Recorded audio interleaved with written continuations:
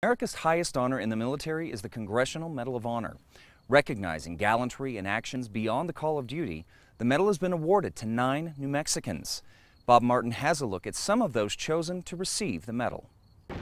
Although usually associated with the World Wars and those that came after, the Medal of Honor actually goes back to the 1800s. The first New Mexicans honored were cavalry troops in the Indian Wars. In World War II, 1 New Mexico Marine and 2 Army soldiers were chosen. In the Korean War, there was only 1 Medal of Honor presented to a New Mexican. And 92-year-old Hiroshi Miyamura still lives in Gallup today. Miyamura was honored for his bravery, single-handedly covering the retreat of his troops when the enemy overran their positions.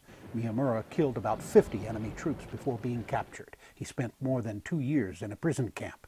Today, Miyamura often talks to students about patriotism and participating in our democracy. A lot of the children today don't even know the name of our own governor, let alone any member of the legislature. To me, that's a shame. High school is a place to reach out. My mission is to talk to young people like yourselves about our country, the sacrifices that have been made in keeping this country what it is today. Afterwards, Miyamura gets the rock star treatment, autographs and selfies. In Vietnam, 2 medals went to New Mexico Army soldiers Daniel Fernandez and Douglas Miller.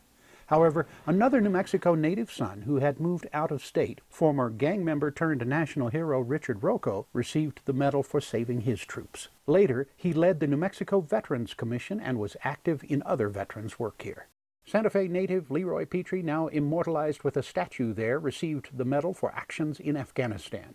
On his 7th combat tour and already wounded, Petrie saved fellow troops by throwing back a Taliban grenade. It exploded, taking his right hand. New Mexico supporters who heard he missed riding a motorcycle built him one.